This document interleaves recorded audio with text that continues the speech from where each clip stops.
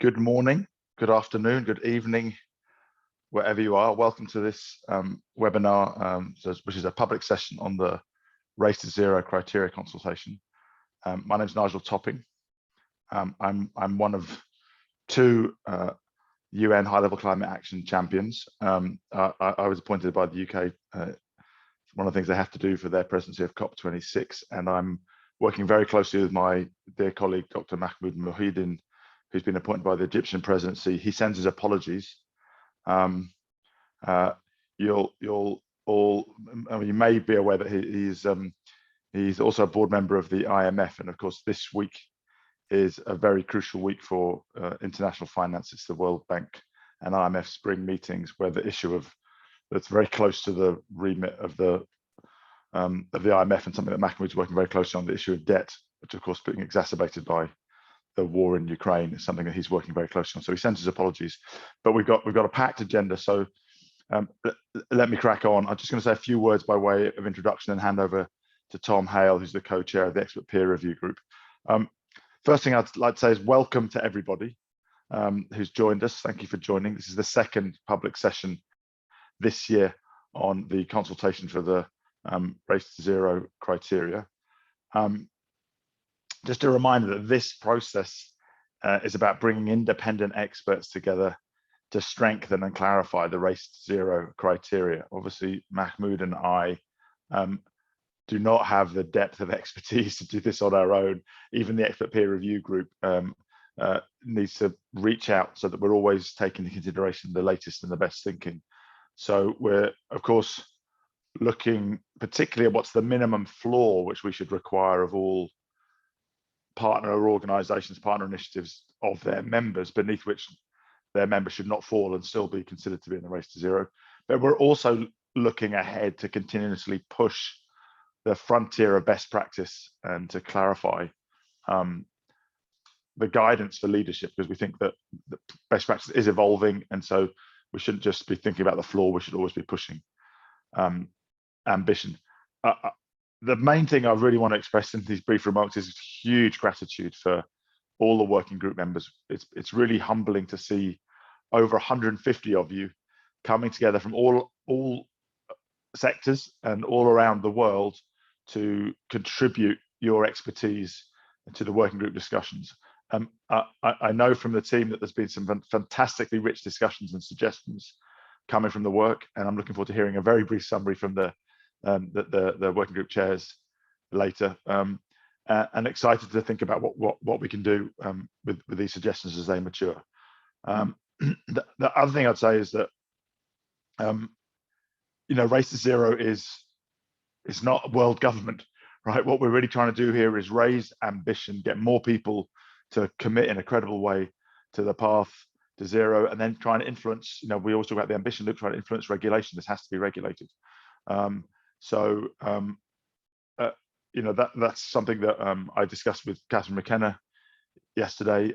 Many of you will know that the Secretary General in Glasgow announced that he was going to appoint a high-level expert task force to look at the issue of robust standards around particularly corporate and financial claims of leadership and the issues of greenwashing, as well as the issues of how do we accelerate regulation. So I know Catherine was hoping to join us, but unfortunately wasn't able to because of a last-minute clash. And as I say, Mahmoud is in the thick of the World Bank spring meetings with his role in the IMF. But we've been working closely together this week, and we'll catch up with him on Monday. So with that, really looking forward to hearing from all the chairs, and let me hand over to Tom Hale, who's the co-chair of the expert peer review group. Tom, over to you. Thank you so much, Nigel. Thank you, everyone, for joining us. And as Nigel said, thank you hugely to everyone who's been participating so far. And most importantly, perhaps special thank you to everyone who's going to be participating in the criteria consultations coming in the next few weeks. So let me start by saying a few words about where we are in the criteria consultation process and where it's come from. So this is the third time the Race to Zero has consulted with the community of actors setting net zero targets, their stakeholders, scientific experts, representatives of all different communities around the world to understand what a robust floor for net zero targets should look like and what the stretch goals for how we advance ambition should be. And this happened first in 2020, but even before the Race to Zero was launched by the champions.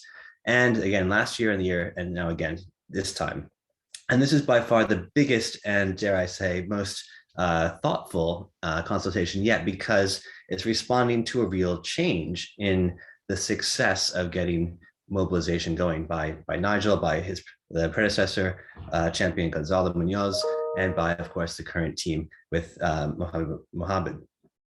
So this is a really key moment to think not just about how we take the success of the scaling up, but how we turn that into real implementation and action, and how we build a better pathway to help push forward the frontier, but also ensure all these commitments we've seen surging up deliver real action. So the frontier best practice has advanced, but it's also brought us to a lot of harder questions as, of course, we get more specific, as we get into deeper implementation. And here by we, I mean the whole community of different kinds of actors, cities, businesses, investors. Obviously, hard questions arise, and questions that require really deep expertise.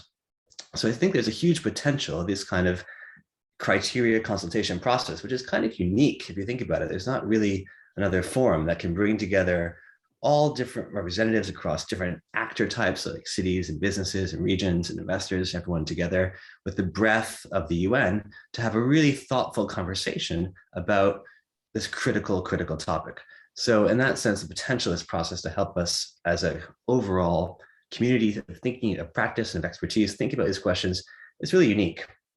And because this current consultation has had to rise to the challenge of the expanded scale and urgency of this, of where we are with emissions reduction commitments and pledges and the whole process, it's had two different phases. And the purpose of that is to try to get both depth and breadth.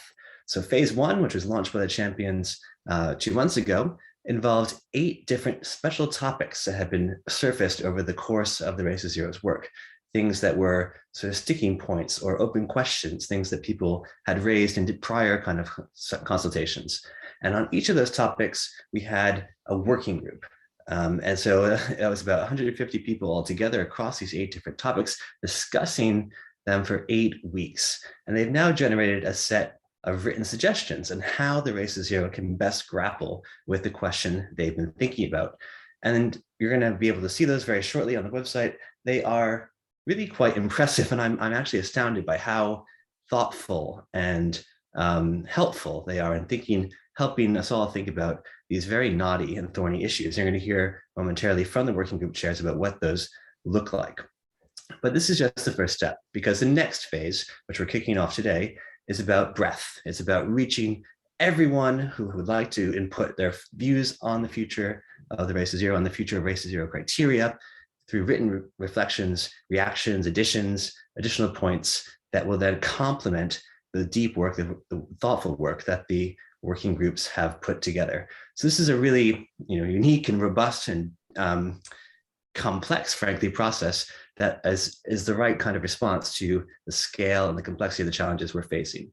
So just to finally conclude, thank you again to all the working groups and all the chairs, and thank you in advance to everyone who will be adding their thoughts to the rich body of discussion we've already got through. Right, I'm going to turn back to Nigel now to introduce the working group chairs and to say a few words about some of the interesting insights that have emerged from their discussions. Thanks, Simon. And while I've got you, let me extend my personal thanks to you for the amazing work with Paula, your co-chair, who we're going to hear from later for the overall coordination. But as you say, let's hand over to the co-chairs now. Just a reminder to everybody that these co-chairs are all acting in their individual capacity. So again, I really want to emphasize my gratitude for the experience and the skill that they've all brought, but also the time. This is not insignificant time.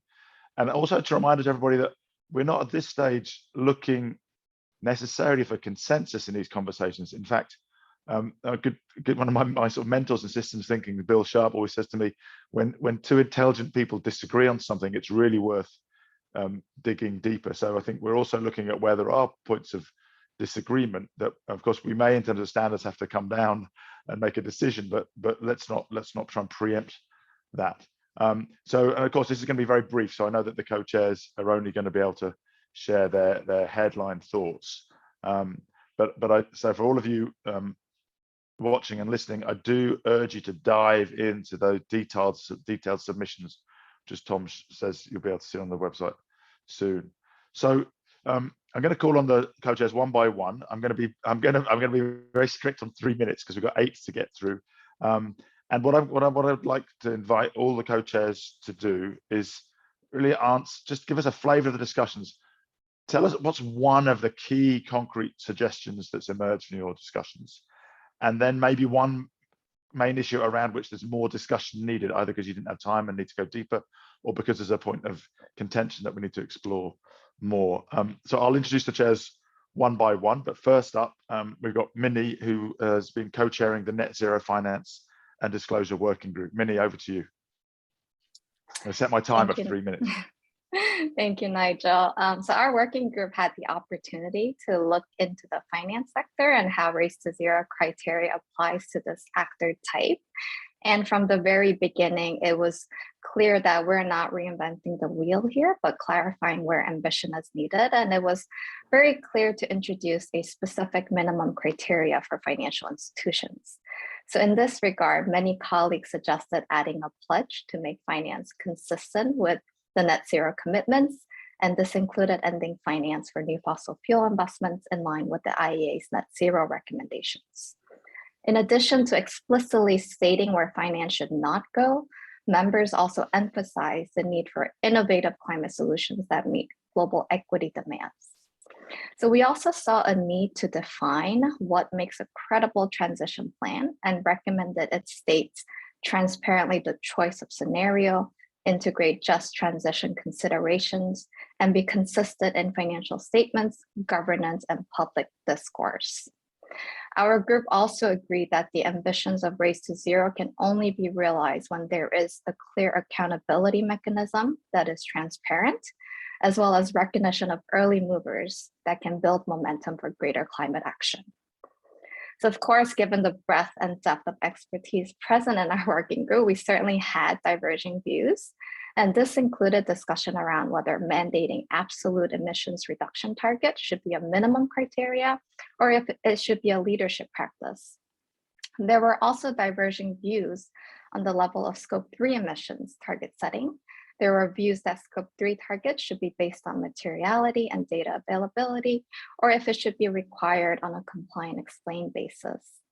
There were also suggestions on whether financial institutions should also include Scope 3 emissions of their investees, clients, and carbon-intensive sectors.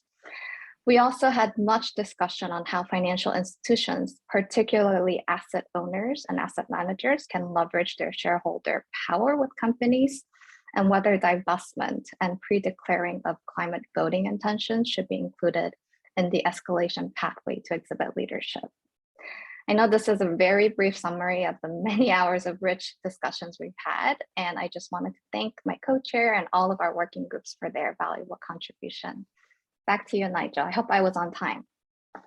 Perfect model. Always ask the first person. The person you know will model punctuality to go first. You set the tone. Thank you, Minnie. Really helpful and really interesting to see that sort of thoughtful evolution of what we mean by leadership and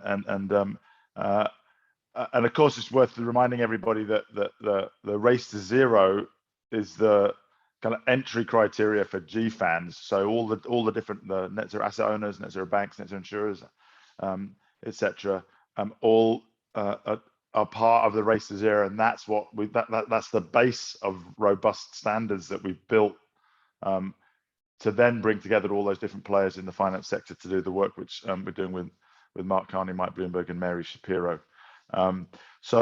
That's a great start. Now, Mark, I know this is a really challenging but crucial area. You've been leading the group on carbon credits removals and the communication of claims, which I'm really pleased that we're not just talking about if you like, the supply side standard, but the demand side standard around claims. So, Mark, over to you. Thank you very much, Nigel. And it was an honor to be a co-chair of this working group on carbon credits removals and claims. I quickly just thank my co-chair, Judy Ndichu, and all the members of the working group who contributed a lot of really interesting discussion and points to the discussion, and also to the Secretariat of the high-level champions. So we focus more of our time on carbon credits and claims piece and less on the removals. And I think one of the recommendations from the group is that we need to work more on removals, not only within this group, but across with other groups as well. So that said, the main conclusion of the group that there is a potentially very positive role for the use of carbon credits by Race to Zero members.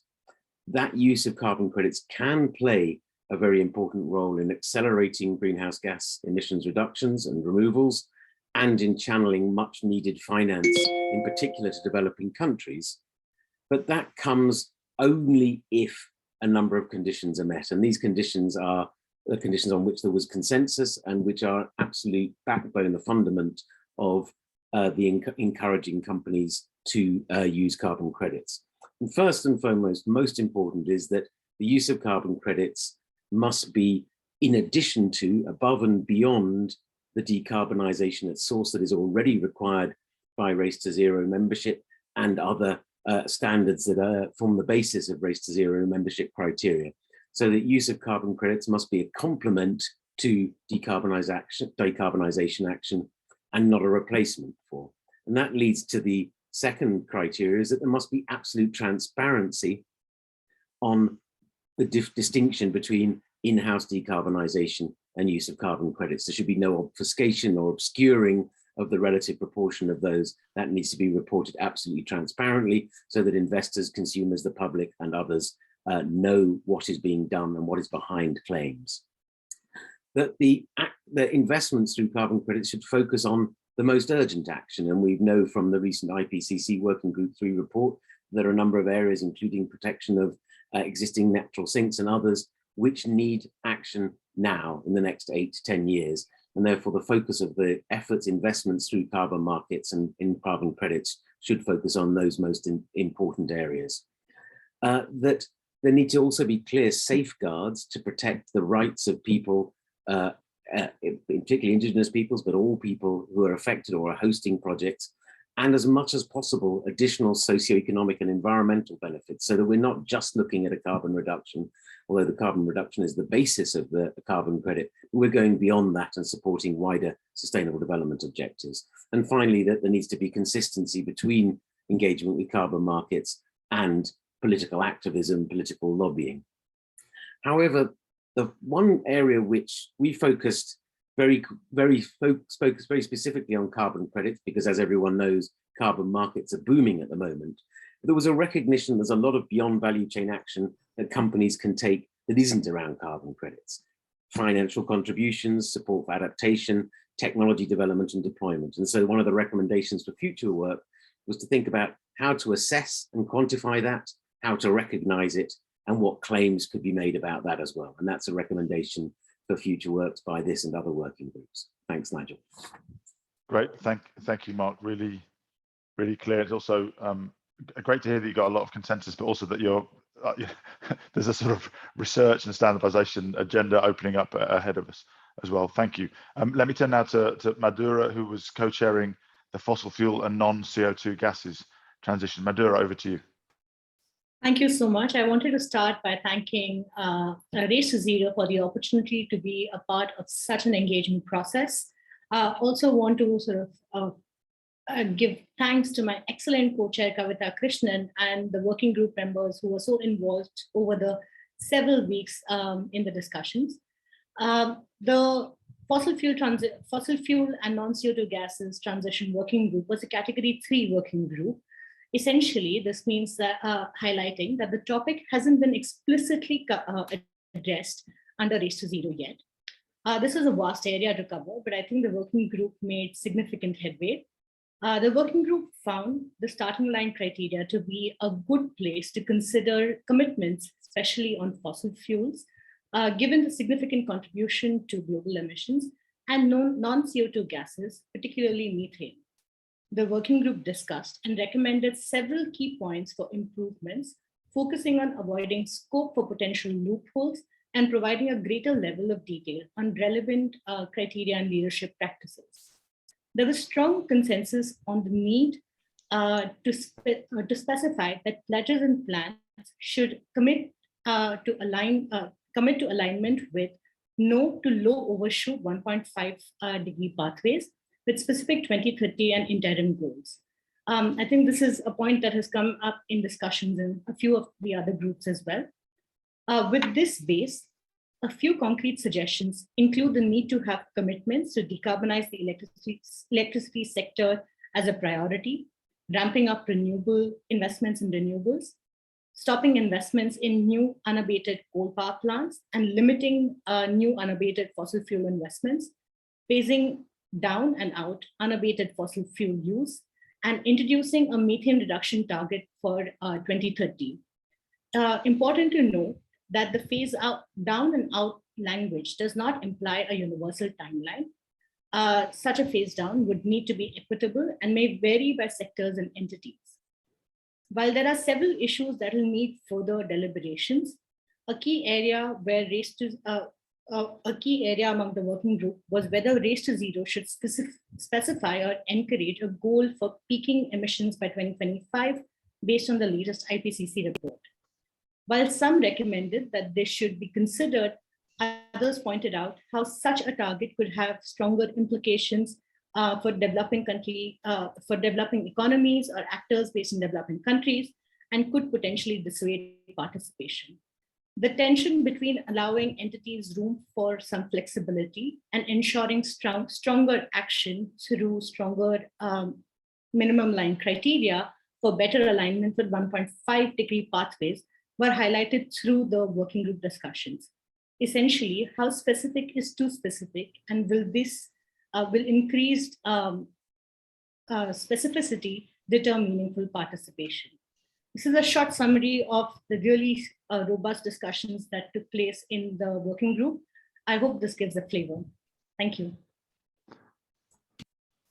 Thank you, Madhu. Really good flavor. And I think you just in your remarks at the end, you just highlighted one of the what requires real wisdom, right? It's getting the balance between specificity, which is helpful, and flexibility. And too much flexibility, you have flakiness. Too much specificity, you can have unintended consequences, as you say. So thank you for exploring that. So great. Let's move on now. Now we've got Marco. Hi, Marco. Good to see you. Really keen to hear some of your reflections on your work co-chairing the working group on nature, land use, and deforestation. Hi, Nigel, and thank you very much, everyone. So the last months have been indeed an intense journey, and first and foremost, for the complexity of the topic that was addressed by our working group, because it's named like nature, land use, and deforestation. And with a title containing the word nature, the first overarching challenge has been to agree on what we meant for nature. And so for a matter of capacity, well conscious that the range of nature-related issues is much broader, we have agreed to limit our scope to agriculture, forest, other land use intensive sector with a predominant perspective centered around emission from this sector and mitigation action. However, like some of the concrete suggestions that we have defined can be overarchingly applied to all entities joining the race. And we have made numerous suggestions for starting line criteria and so on, but I would like to summarize those that have the highest potential to bring us to a climate safe, nature positive world. Firstly, entities must set and disclose short-term and long-term climate targets aligned with 1.5 mitigation pathways and with the delivery of the SDGs. Targets must include land sector emission and scope 3 emission. This is very important, where more than 40% of emissions are found in the value chain, following, for example, like SBTi flag methodology or equivalent when available. Secondly, entities must commit to achieve and maintain operation and supply chains free of deforestation and natural ecosystem conversion by 2025, as suggested by the accountability framework. And commitments should also consider actions that can reduce ecosystem degradation, such as wetlands drainage, degradation of soil, depletion of water resources. And another requirement is going to be to develop and disclose climate transition plan and mitigation strategies following the mitigation hierarchy. These strategies, as mentioned also by others, should adhere to robust social and environmental principles. And so we define a preliminary list of environmental and social safeguards that all entities can follow. And entities must perform also nature-related risk assessment and provide publicly details on the procedure followed, such as, for instance, the upcoming TNFD risk assessment approach. And finally, nature-positive action can be taken as well, even if it is more difficult to operationalize it and to have indicators around them, but actions such as reforestation, restoration of natural ecosystem must be deployed if we are to achieve our goals. And the working group then define indicators and guidelines for implementing the suggested criteria and define best practices to raise the bar even further. And we now welcome the feedback from as many people as possible. And a massive thank you to Fiona, Precious, the co-chair, Jocelyn, for an amazing support, and everyone who has contributed to this piece of work. It was really a great pleasure. And back to you, Nigel. Thank you very much.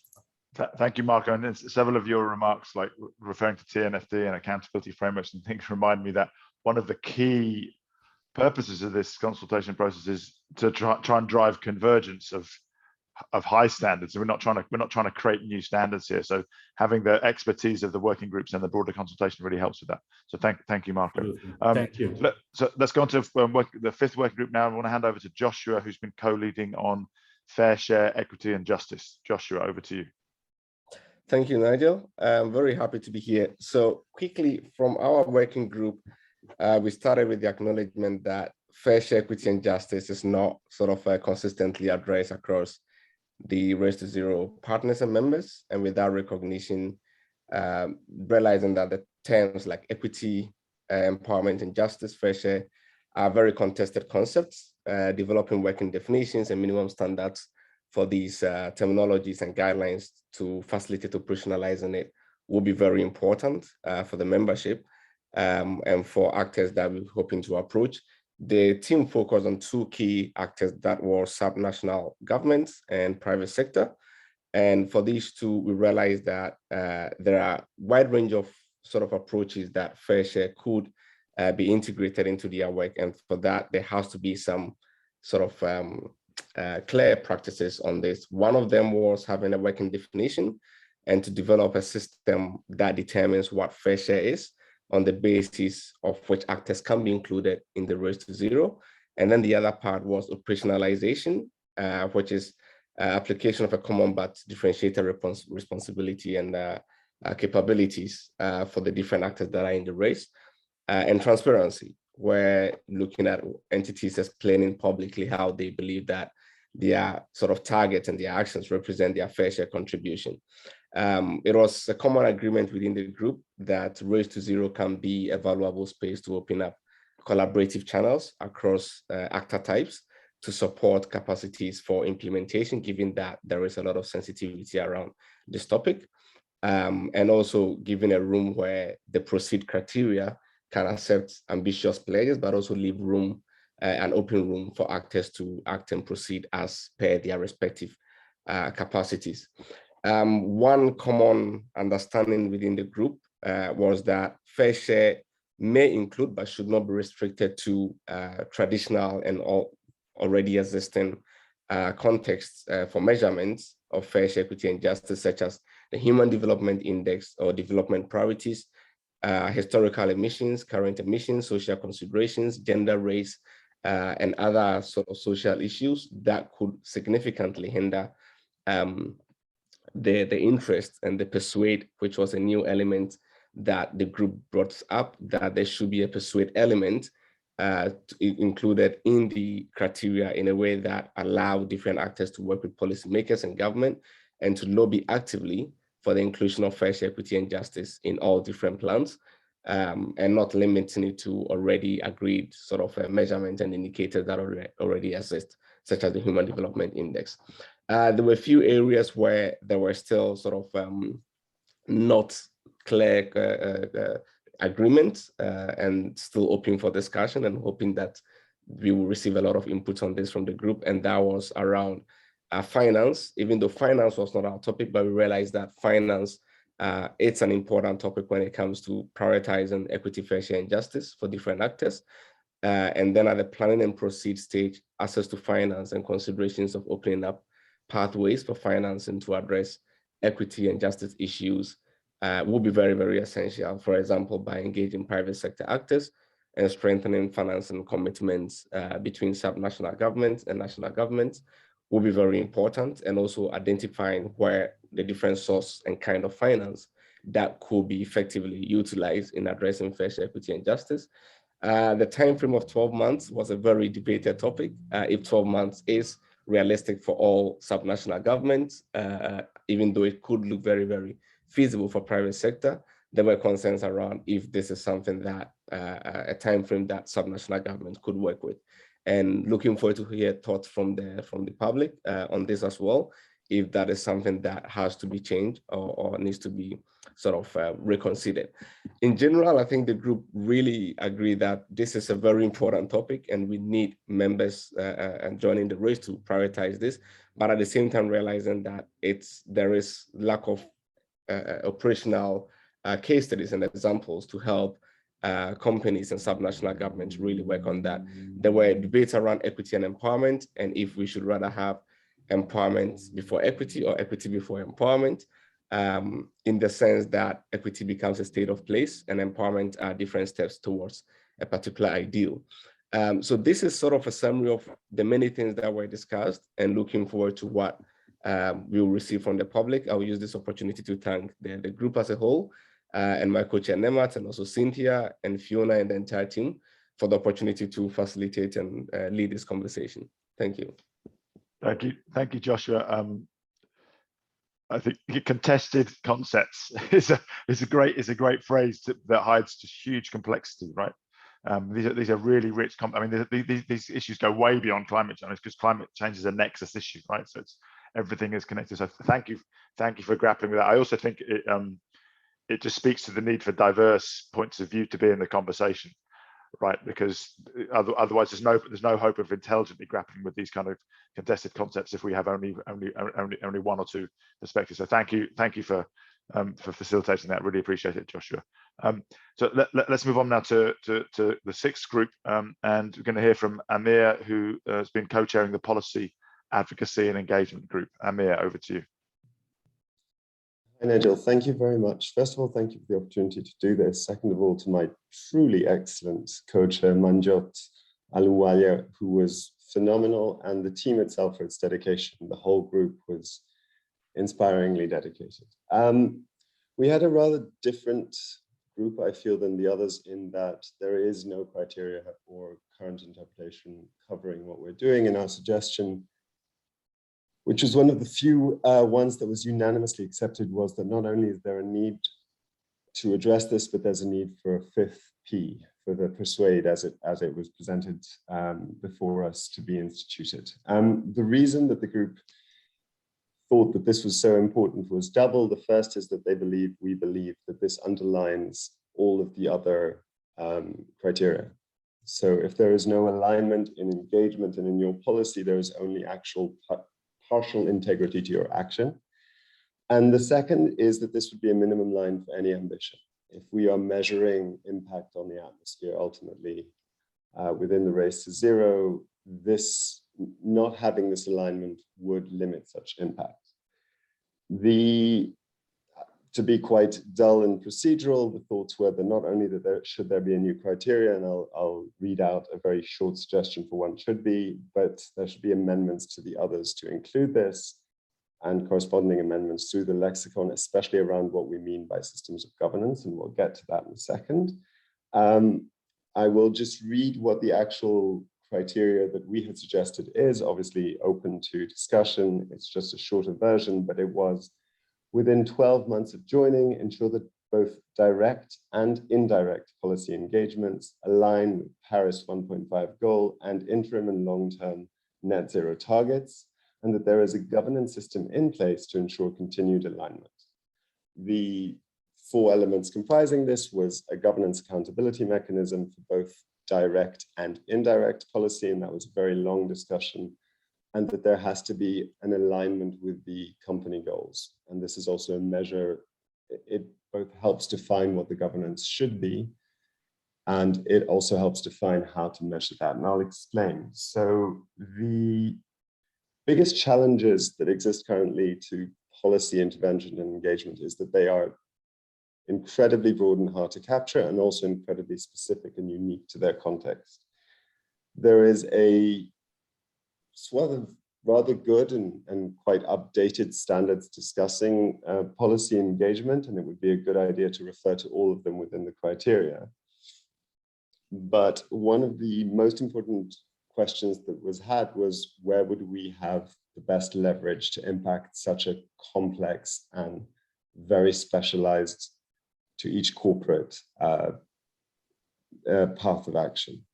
And it was decided, or not decided, it was discussed and agreed that the governance around that is the only place where we could actually put a pin into it and make sure that someone within an organization, or that there is an accountability mechanism within an organization to ensure that all policy activities can be traced back to it and have been looked at through the lens of this alignment.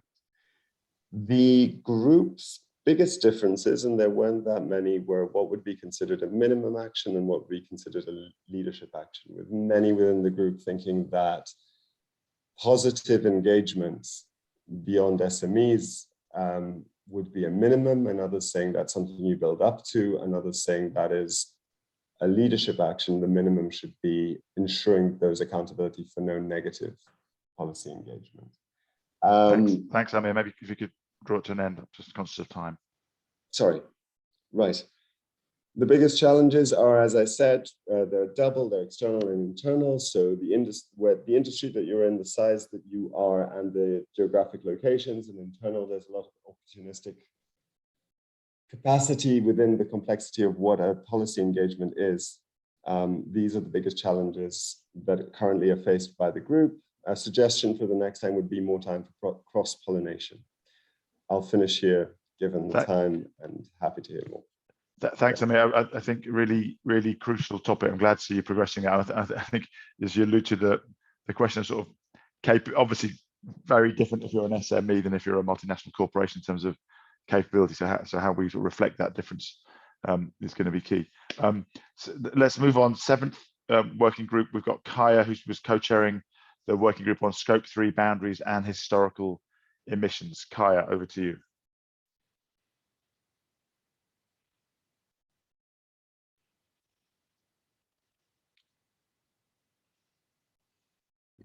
Hi, I'm very pleased to see that Pernilla is represented, even though it should be my name. It really should be both of ours, because she was the most incredible co-chair.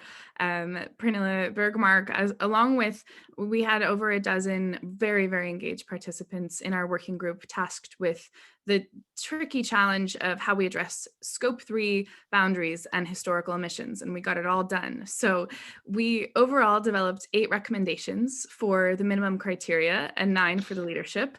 Have fun, expert peer review group. And we also had a couple of recommendations for the interpretation and lexicon. So I hope you all get to pour through those. In a brief summary, our most significant recommendation is that minimum criteria should set a high standard for net zero target setting across all scopes. And that means Scope 3 included. At least this should be the case for the private sector, was the wide view. Our working group also mapped the requirement of Scope 3 across other standards in the global climate governance landscape and found that Scope 3 is increasingly included across other standards. So the Race to Zero would be in line with the kind of wider governance ecosystem. In line with the language in the current criteria, we felt that Scope 3 reductions should be prioritized for those organizations with more material Scope 3 emissions. However, the need to define materiality was raised and some suggestions made in addition to other lexicon terms. While there was broad agreement on this core recommendation and the need for full scope coverage, capacity and data gathering challenges were raised, particularly for subnational governments and SMEs in mirroring of some of the other groups, and an awareness that the criteria may need to treat those two stakeholder groups differently. Also, in acknowledging the data gathering challenges, we set out the principle that members should set targets to have as much data quality and coverage as possible. But we emphasize that the perspective that emissions reductions efforts should not be put on hold while entities work towards full data coverage. And a reminder that measurement is a means rather than an end goal, which is decarbonization. On the path to full data coverage, in the absence of immediately available primary data, we recommend that secondary data, such as credible proxies, be used. This means that transparency about the type of data they're using and their methodologies and data sources becomes especially important for entities signed up to the Race to Zero. In terms of boundaries, our working group made an important distinction between Scope 3 emissions and avoided emissions or induced emissions outside of the value chain. In particular, we felt it important that the criteria emphasize the difference between Scope 1 through 3 and indirect impacts, leading to emissions reductions, avoided emissions, or demand reduction. Although that is so important, they should be treated separately among targets. And on the topic of historical emissions, there was a general feeling that historical emissions should be included as a leadership practice, but not a starting line criteria, and that those entities covering the historical emissions should still focus on driving forward-looking action.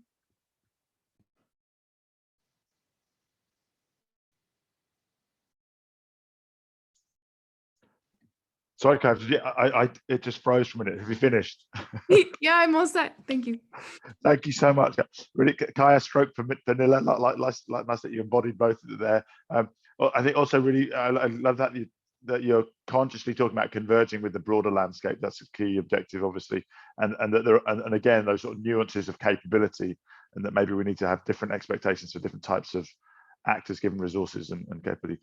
Thank you so much. So that's the last of our co-chairs. Unfortunately, Johan couldn't join us for the 8th working group, but Fee, I think you were just going to share a couple of insights on the working group on transition plans and immediate action. Absolutely. Thank you so much, Nigel. And indeed, unfortunate that Johan and Katrina, who were the brilliant co-chairs for this group, were unable to join, but I had the privilege of joining some of their conversations. So I'll do my best to represent their group. I think like all the other groups, some fantastically rich discussions, which also actually related to many of the points raised across other working groups. But in particular, in this group, there was a real focus not to duplicate and not to try and create new standards for transition plans, but rather we had some fantastic experts who were very helpful in highlighting and pointing towards existing guidance on transition plans for members to follow. We also discussed how this working group could share its learnings with work underway in the standardization and regulatory space, a lot of which is moving around at the moment in transition plans. So wanting to make sure there's alignment in what this group is suggesting and pushing out with what standards and regulatory practices happening. So in terms of actual suggested additions to the minimum criteria, there was wide consensus about the need to be much more explicit in requiring campaign members to publish a transition plan within 12 months of joining. And there was also a lot of commitment to lay out clearer guidance for members in what types of action they can take, which will be more immediately impactful on emissions reductions.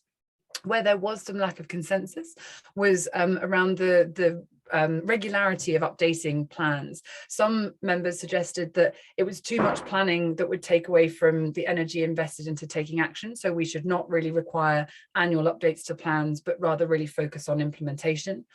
Whilst others underlined the importance of actually reviewing those plans to make sure that they are adapted in an agile way, depending on the progress made and new opportunities that come up.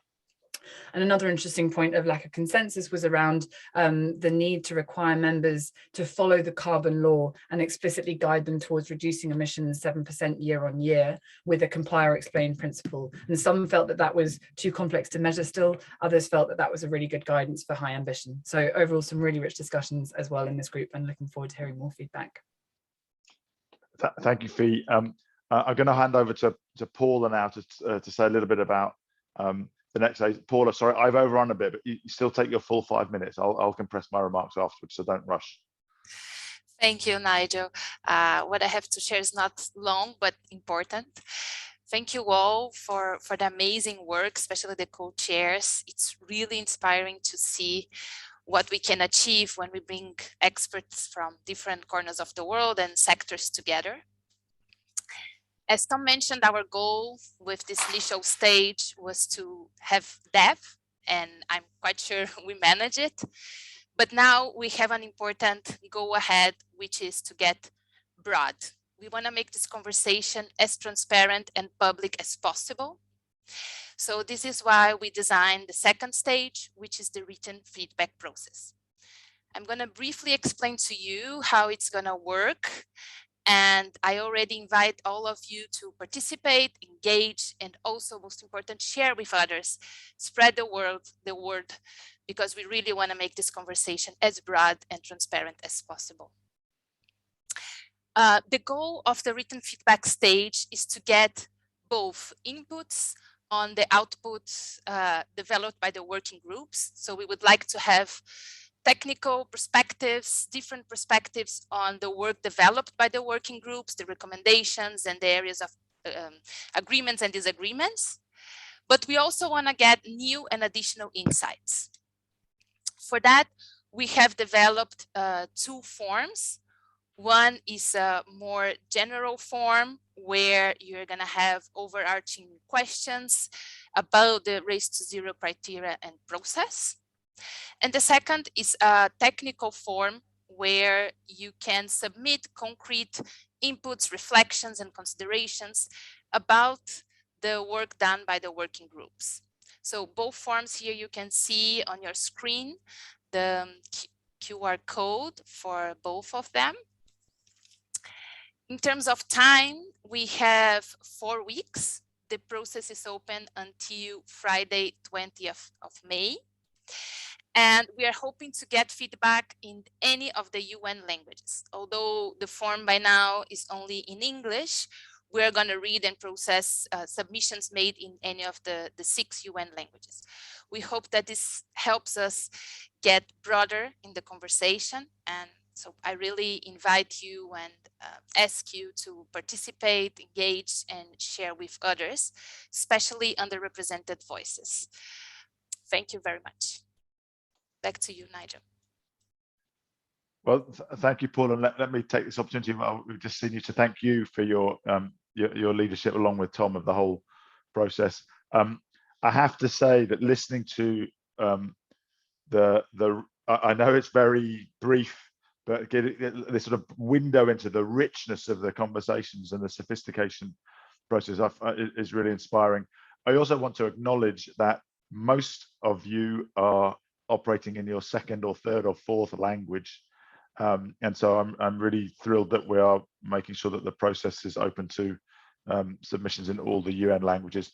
I'm struggling to learn a little bit of Arabic at the moment, given that the next 2 COPs will be in Arab-speaking countries, and I'm full of admiration for those of you who are working in very sophisticated technical domains in as I say, second or third languages.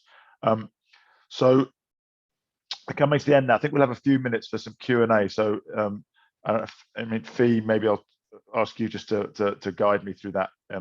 Any Q&A from the chat, and if you do have questions, we can also answer offline. But just final thoughts from me. Just a reminder that after this process, then the changes to the criteria will come into effect on the 15th of June for any new initiatives applying to become partners to the Race to Zero, and then existing partners will have 12 months from the 15th of June to update their processes.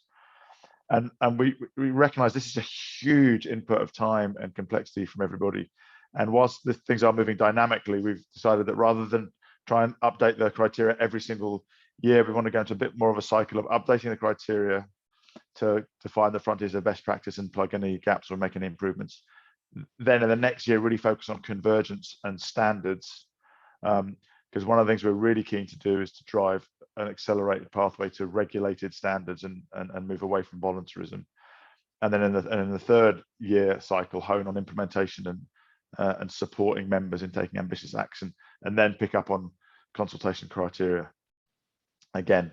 So again, thank you to all the co-chairs and to Paula and Tom. I just do think we've got about 10 minutes left. So if anybody's got any questions, then let's just, that are really burning. We've got put the co-chairs to put your videos on again. And if any of the co-chairs have got questions of me, or if anybody online has got any questions for me or Tom and Paula or each of the working co-chairs. If it helps, Candy Bones has raised her hand. I don't know. Sorry, I didn't see that. So who? Sorry, Rama. It was a hand was raised by Candy Bone, but I think she turned it down now. So maybe. Okay. Oh, solitaire. So good question. How does this? So for everybody, how does this work align with the new net zero panel set up by the Secretary General? I think solitaire. I mean, the simple answer is we don't know yet, because that panel's just been set up and hasn't started working. But you know, we really welcome that work, and we think that it's really important that globally we have this conversation about high standards. I mean, we'll be very transparent and work closely with Catherine and her team, and I think they're going to be looking at some similar issues, and I would expect them to point to what they think is good about the Race to Zero, and maybe some areas that they think we could look at, and we'll take that very seriously. I think they're also going to look at the road to regulation. So I think it's all part of trying to drive convergence. So let me just see. Next question, Daniel. Nigel, how does race? And briefly complement on that, Nigel, because I think it's important. We already are having fortnightly meetings with the secretariat team of this chair, and they already said that they were going to take all the information and input from the different initiatives working on this. So all the outcomes that came out from here, they will be formally presented to the whole team as a contribution. Great, thanks, Rama. Next, Daniel and Tom, Paula, maybe I could ask you to, or if we think it's one of the working group chairs, how does Race to Zero plan to deal with potentially conflicting criteria, e.g. fossil fuel phase out versus just transition considerations? I'm happy to jump into that one, Nigel. So, it'd be surprising if the biggest transition humanity has ever attempted in a few short decades didn't have any kind of difficulties or conflicts or points of unclarity. So that's exactly why I think it's useful to have this process, Daniel, to be able to work through those kinds of potential trade-offs and things to think through. The criteria will be very broad, right? So they're operationalized by the individual partners to get into be specific. But I think the goal here is to set out key goals. So I think one observation I'm seeing across not just the Race to Zero but other places is a consideration much more of just transition than ever, not just sort of technical exercise of how to draw down emissions, but how do we bring all of society on that journey in a way that's going to give people a future they want to be. And that's now embedded in the Race to Zero criteria in a way it wasn't when it first began. So I think that's exactly the frontier. And I'm looking forward to working very closely with all the partner initiatives, as I know all of you are, to think through how they can best operationalize that. So we're pushing ahead on that question. Don't have all the answers, of course, but that's exactly why this process, I think, can be quite valuable. Thanks, Tom. And then a couple of questions maybe for you, Fee. One about what from Candy, what should we communicate to companies who've already signed up in the meanwhile? And then also I think for you, Fee, what is the role of the Race to Zero accelerators in facilitating consultation responses? Absolutely. Thank you, Nigel. I think the communication to members that are already with us is that we would love to hear from them if they feel they are the early adopters of these highly ambitious criteria. We really want to be able to spotlight those that are already demonstrating that these criteria are not blue sky thinking. They're very much realistic. They're absolutely what's needed. And so calling on members to step forwards and show us what they're doing is really important. And we'd love support in really being able to spotlight those leaders. with regards to accelerators, but I think this expands to everyone on the call.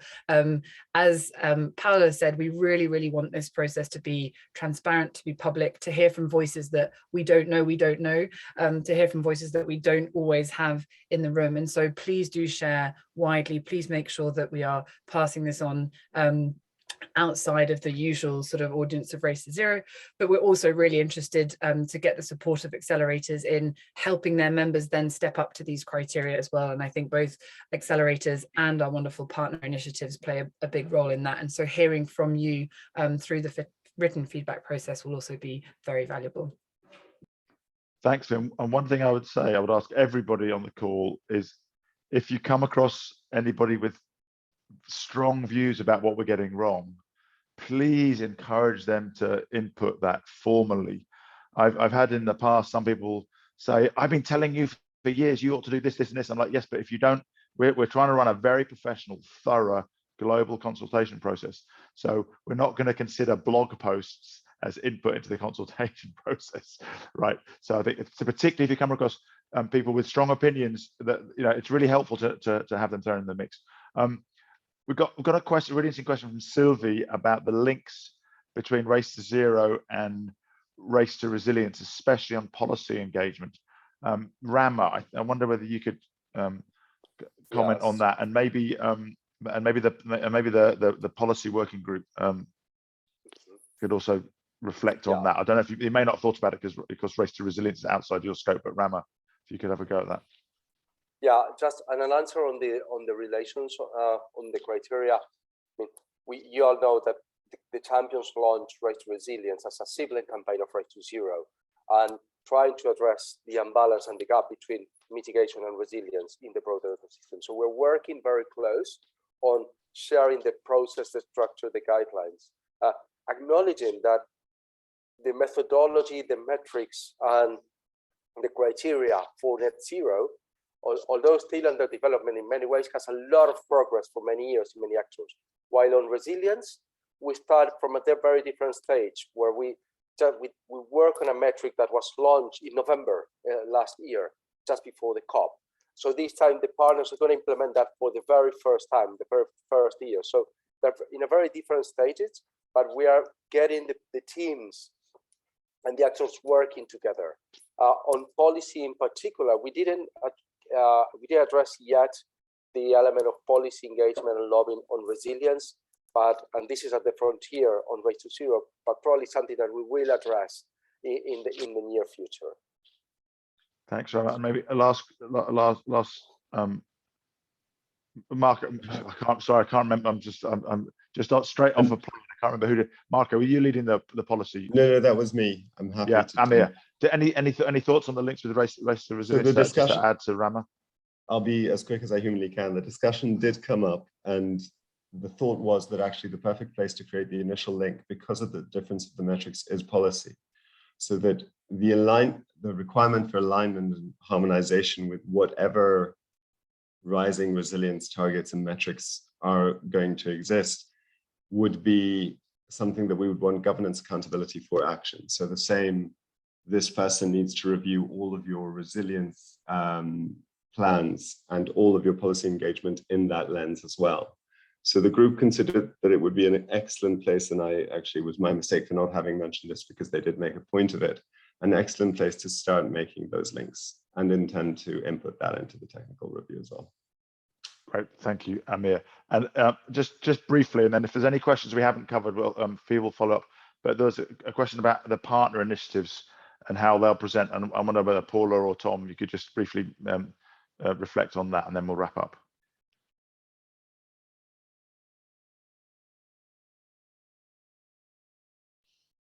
Paula, you're both being too polite. Come on, Paula, over to you. No, please go ahead, start down. Follow. No worries. So great question, Andrea. The expert peer review group reviews every partner initiative every year with the idea of assessing alignment to the updated criteria. Of course, the goal is to support partner initiatives to operationalize those effectively. Should they not be able to do so, of course, they wouldn't be able to remain part of the race, but the objective, of course, is from an upward convergence over time. And so we're in the middle of reviewing those at the moment for the current round of annual reviews, and we'll continue to do that going forward. And it's really a partnership here. So it's accountability with an open hand. Thank you, Tom. Well, look, we're at time. So huge thank you to Paula and Tom, co-chairs of the expert peer review group, to all the co-chairs of the working group for the amazing work and the very succinct summaries, to Fee and Juani for organizing us all. Any questions we didn't meet, Fee will follow up online or do air traffic control to get the appropriate response.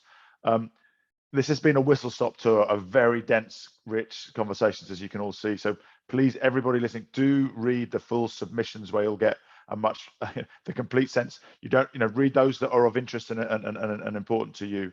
And if you've got any remaining questions about the process or how you can get involved, then please do reach out to Fee if you have any questions. So with that, and I wish everybody an enjoyable weekend, and thank you everybody for all the hard work. And remember, May the 20th is the next big deadline. So let's crack on. Thank you everybody, and goodbye.